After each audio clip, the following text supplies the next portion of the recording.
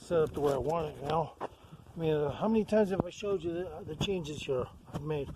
So this is the updated change to the normal foot. That's what they call that. It's a normal foot. However, I do push differently, so I push. Yeah, fuck you. Like, all these people know I'm fucking skating.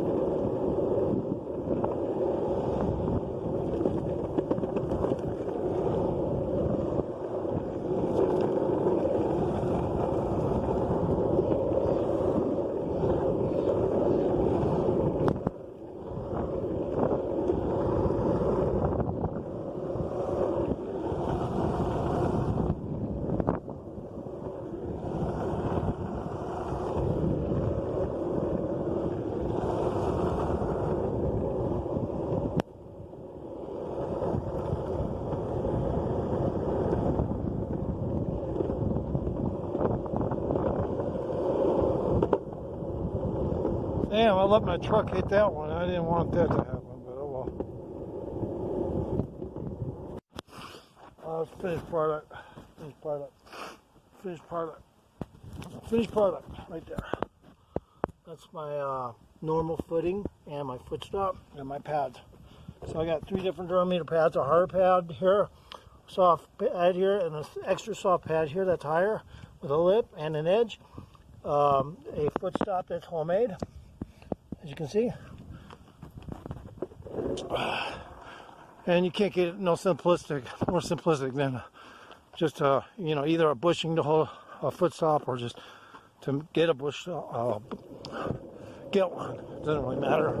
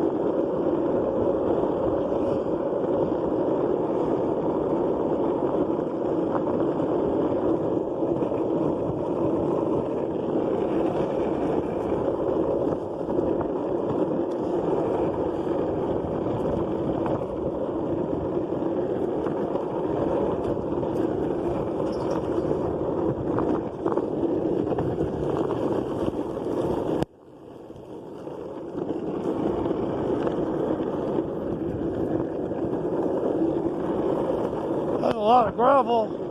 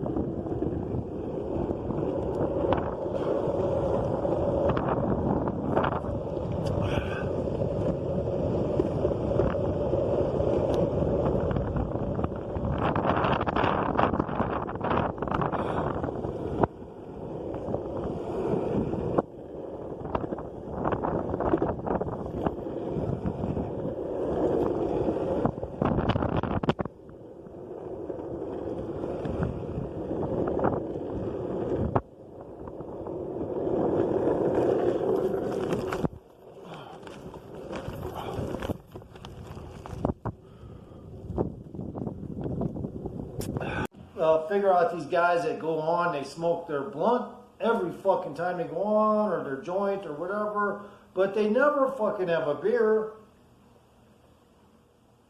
What is it? Are they afraid to go down the wrong tube, or maybe they just too used to sucking dick, or they, you know, I don't know what to tell you, man. You don't drink beer? What the fuck? I don't even know what to say about that. When every motherfucker come out, only a few of them fools have a 40 ounce or something, but like hardly any of them. I don't know what it is. It's like they don't want to give alcohol any fucking good street cred, fucking value ratings or anything. Did that even make sense? I don't even think that made sense, but I guess it did. In the meantime, I was in my other videos, the old combat boots of yesteryear, the fucking airborns, the fucking combat boots. You couldn't put a fucking ice pick through them bitches, bro. You couldn't put a fucking ice pick. That shit rubber was so dense, hard, motherfucking shit. That shit would last 900 years, man, on this planet. You know. Anyway, I don't know why they don't make shoes like that, but I guess because they can't make that shit light when it's that dense. That makes sense? Yeah. That makes sense. I have a thing about this side of my head. So if you see me going like this, it's because I'm trying hard to get the hair just to fucking go where I want it to, man. Sometimes I gotta put a little moisture up in there, just from my mouth, and there we go, okay? That's the fucking way I like it. But the motherfucking shit never stays, yo. It's kind of stupid, but I know what you're thinking. He's kind of stupid. Bitch, I got more than you do. What the fuck you got? Living with your mom or dad? Bitch, I got more than you do. I bet you I got more than you do.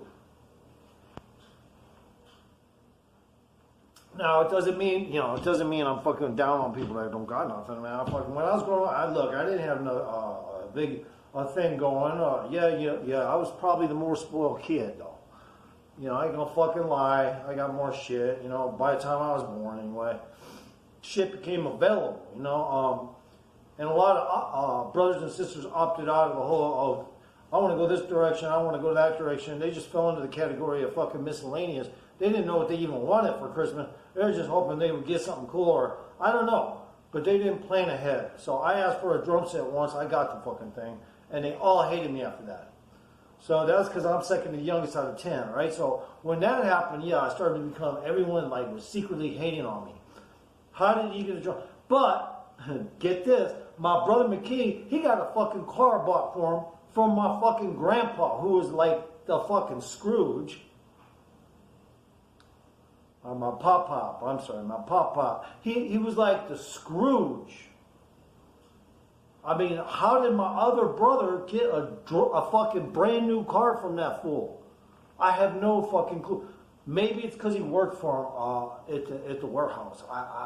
Maybe he did work for it. Maybe he just got, I don't know what kind of deal he cut, but he got a car. In the store, he got a car. So, but for some reason, I got two drum sets, one later on, and just the family just abandoned me. They're so jealous of me. And of course, I went to military school. And when I was in military school, I was in the, you know, band and all that. It was no big deal, but I enjoyed it. And I wasn't good at academics, but I'm going to say I love the military. Doesn't mean does it actually work like we think it does. I don't know about all that, but it's great to be trained military-wise, you know, and shit like that. Doesn't mean you have to go into the real service. You just go to the fucking military school. Send your kid to military school. It's a good thing. Now, these days, you got to really be careful because they liberalized the armies and navies around the world and all that stupid shit. Anyway, so if you can go to military school, it's the same way. But back when I was growing up, they used to bonk us on the head with sticks. They would slap us with fucking horse belt. Was used a couple times where they used to have belts, but they would use horse belts to strap your ass.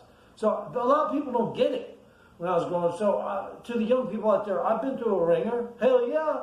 Because I had ADHD, I was in military school. I could not conduct certain things properly. I got fucking totally slapped all the time. Now, the one thing is they also, the stick thing really hurt, and it caused bumps on everyone's head. That whenever they hit you with that fucking thing, you would have bumps all over your fucking head. Big bumps. And it was like, damn, isn't there a legit complaint about this school? No, fool. You just don't know how to conduct yourself in a military environment, so you got fucking treated up. And that's how it's supposed to be. If you don't get treated up and you're liberalized and you fucking everything's fun and dandy and rainbowy colors and faggots everywhere, bitch, you're never going to get anywhere. Especially if you're trying to act gangster and saying a bunch of this, that, and the other, and you're skinny as fuck. I mean, look, I can get skinny for me. I get skinny. I'm kind of small right now. Now, if I wanted to, I could get skinnier. Now, I got leftover skin from being paralyzed a couple times. Not paralyzed, but being treated medically. And I was paralyzed a couple times. But when I was treated medically, they mistreated me and it caused me to gain weight, lose my metabolism. And, my genetics couldn't, you know, operations of my average good genetics couldn't function properly with that medication. So I started to gain weight and lose my metabolism. And all those different levels that, you know, whatever this, whatever that, to maintain this and that, go fucking haywire when you're on that shit. And you can just consider yourself a chemical lobotomy at that point. If you go to the mental institute, now, do you hear a lot of people complaining about that? No. They don't want you to scare their son away from mental treatment. Get the fuck off here. No pause, Clark. Don't tell our kid not to take medicine, or don't tell us how to run our life. Well, guess what? Your kid's going to turn into a goddamn zombie because I have experience on that shit. Now, it doesn't mean, you know, it won't help them for a while, and maybe it's a Band-Aid. It'll get them through life, but they'll lose their fucking genetic shit, like their fucking muscles and shit. So when I figured that shit out, and they almost killed me, by the way, those people, mental people. They almost killed me a few times. A couple of them I was so fucked up I didn't even know. It was due to their fucking medication, though, probably. One time I had to get up at 1 in the morning and freezing. Well, it wasn't freezing, but it was like fucking cold out in Vegas even. And I didn't really have any warm jackets, or I don't know what the fuck was going on. There's no way to say this, but just people were just sloughing me off. And when I was in Vegas, my entire family just sloughed me off like, fuck, I got my own business and worries. So when I did do good gambling, it was nice, but sometimes I would just not do good gambling. And the person that was tough loving with my bank account, she would not give me a cent. If I fucked up, she would not give me a cent. So she kind of helped me gamble when I was gambling better, because she would not give me a cent of my fucking winnings when I was broke. It was my fucking money, but it was cool because she was smart about it. It was like, that's how she managed my fucking gambling money. I don't know if people understand that shit about gambling, but it's just like any job, you know, you got to manage, you know, to pay attention. Like if the guy's ripping you off when you sign in your check, pay attention to your hours, everything, man. Pay attention to everything, or else forget it. So I had her do all that shit. She was good at it. Now, I could have fucking ended up just some fat, you know, mongoloid, man, in life. So I got lucky, you know. I don't use the word blessed much, but I just got lucky. Let's just call it what it is. I got lucky. I was the tadpole that wasn't around all the other tadpoles, too. So I didn't get you know, like too much issues. It was a pretty easy life. It was just that I had to get used to so much. And when I mean that, I mean city anxiety levels, ADHD. When I was a kid, I didn't have a way to mask it or make it go away. Even smoking pot didn't fucking help me.